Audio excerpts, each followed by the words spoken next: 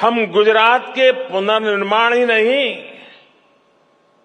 बल्कि उसकी आगे की भी सोच रहे थे और इसका एक प्रमुख माध्यम हमने बनाया वाइब्रेंट गुजरात समिट को। एक गुजरात का आत्मविश्वास बढ़ाने और उसके जरिए विश्व से आंख मिलाकर बात करने का ये माध्यम बन गया। ये गुजरात सरकार की निर्णय प्रक्रिया और फोकस अप्रोच को पूरी दुनिया को दिखाने का एक माध्यम बना।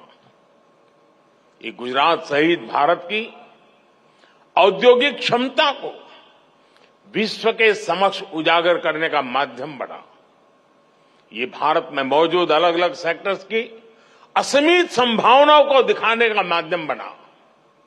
ये भारत के टैलेंट को देश के भीतर उपयोग करने का माध्यम बना। ये भारत की दिव्यता, भव्यता और सांस्कृतिक विरासत को विश्व को दिखाने का एक और माध्यम बन गया। हमने कितनी बारीकी से काम किया उसका उदाहरण वाइब्रेंट गुजरात की टाइमिंग भी है। हमने वाइब्रेंट गुजरात तब जब किया जब गुजरात में नवरात्रि और गरबे की धूम रहती है। हमने इसे गुजरात के औद्योगिक विकास का पर्व बना दिया। साथियों, आज मैं आप सभी को एक और बात याद दिलाना चाहता हूं। 20 साल हो रहे हैं। हर तरह की खट्टी मीठी बातें याद आना बहुत स्वाभाविक है। आज दुनिया वाइब्रेंट गुजरात की सफलता देख रही है, लेकिन वाइब्रेंट गुजरात का आयोजन ऐसे माहौल में किया गया जब तब की केंद्र सरकार भी गुजरात के विकास को लेकर बेरुखी दिखाती थी। मैंने हमेशा ही कहा है कि गुजरात के विकास से देश का विकास, लेकिन उस समय केंद्र सरकार चलाने वाले गुजरात के विकास को भी राजनीति से जोड़कर देखते थे। केंद्र सरकार के मंत्री तब वाइब्रेंट गुजरात समिट में आने से मना कर दिया करते थे। व्यक्तिगत रूप से तो मुझे बताते थे कि नहीं हम जरूर आएंगे। पता नहीं पीछे से डंडा चलता था, वो ना कर देते थे। सहयोग तो दूर की बात, वो रोड़े अटकाने में लगे रहते थे।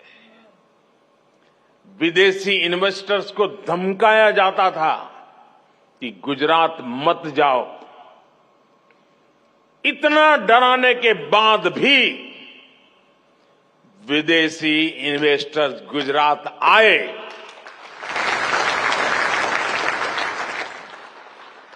जबकि यहां गुजरात में उन्हें कोई स्पेशल इंसेंटिव नहीं दिया जाता था। वो यहां आते थे क्योंकि उन्हें यहां good governance, fair governance, policy driven governance, equal system of growth और ट्रांसपेरेंट सरकार का अनुभव रोजमर्रा की जिंदगी में आता था। आप कल्पना कर सकते हैं, जब वाइब्रेंट गुजरात की शुरुआत की गई थी तब गुजरात में बड़े बड़े होटल भी नहीं थे जहां पर इतने सारे विदेशी मेहमानों को रुकवाया जा सके। जब सारे सरकारी गेस्ट हाउस भी भर जाते थे तो हमारे सामने सवाल होता था कि अब बाकी लोग कहां ठहरेंगे। ऐसी स्थिति में बिजनेस हाउस को मैंने कहा, भाई जरा आपके कोई गेस्ट हाउस वगैरह है तो वो भी छोड़ दीजिए ताकि उनके काम आ जाए। यूनिवर्सिटी के गेस्ट हाउस तक का हमने उपयोग किया। उनके गेस्ट हाउस में मेहमानों को रुकने का इंतजाम किया गया। कुछ लोगों को बड़ौदा भी ठहराना पड़ा। साथियों, मुझे याद है 2009 में जब वाइब्रेंट गुजरात का आयोजन किया गया तब पूरी दुनिया में मंदी का माहौल था, मंदी की चपेट में दुनिया थी और सबने मुझे बताया, हमारे अफसर भी मुझे बता रहे थे कि साहब इस बार वाइब्रेंट गुजरात स्थगित कर दीजिए, ये फ्लॉप हो जाएगा, कोई नहीं आएगा। लेकिन मैंने उस समय भी कहा, जी नहीं, ये रुकेगा नहीं, ये होगा। अगर विफल हुआ तो आलोचना होगी और क्या होगा, लेकिन आदत छूटनी नहीं चाहिए।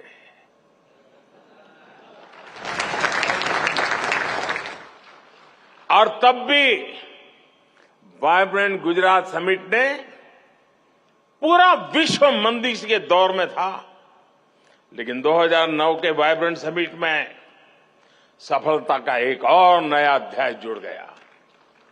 साथियों, वाइब्रेंट गुजरात की सफलता इसकी विकास यात्रा से भी समझी जा सकती है। 2003 में इस समिट से कुछ 100 पार्टिसिपेंट्स और डेलीगेट जुड़े थे। बहुत छोटा सा कार्यक्रम था। आज 40,000 से ज्यादा पार्टिसिपेंट्स और डेलीगेट्स इस समिट में हिस्सा लेने के लिए आना शुरू हुए हैं। 2003 में इस समिट में सिर्फ गिनती भर देशों का पार्टिसिपेशन था। आज 135 देश इसमें पार्टिसिपेट करते हैं। 2003 में इस समिट की शुरुआत में 30 के आसपास एग्जीबिटर्स आए थे। अब 2000 से अधिक एग्जीबिटर्स इस समिट में आते हैं। साथियों, वाइब्रेंट गुजरात की सफलता के पीछे कई स्पेसिफिक रीजन्स हैं। इसकी सफलता में आइडिया, इमेजिनेशन और इम्प्लीमेंटेशन जैसे कोर एलिमेंट शामिल है।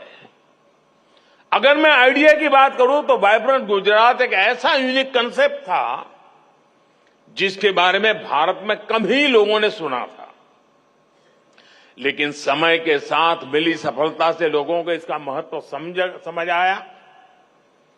कुछ समय बाद दूसरे राज्यों ने भी अपनी तरह के बिजनेस एंड इन्वेस्टर समिट का आयोजन शुरू कर दिया।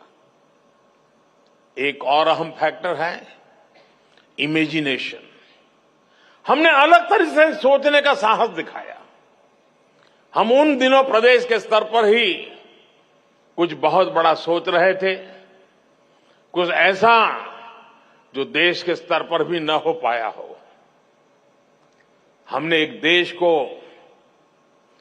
अपना पार्टनर कंट्री बनाने का साहस दिखाया और डेवलप कंट्री को एक छोटा राज्य दुनिया के एक डेवलप कंट्री को पार्टनर कंट्री बना दे, ये सोच भी आज थोड़ा लगता है। उस समय जरा कल्पना कीजिए क्या हुआ होगा, लेकिन कर लिया। देश के किसी अकेले राज्य के लिए एक बहुत बड़ी बात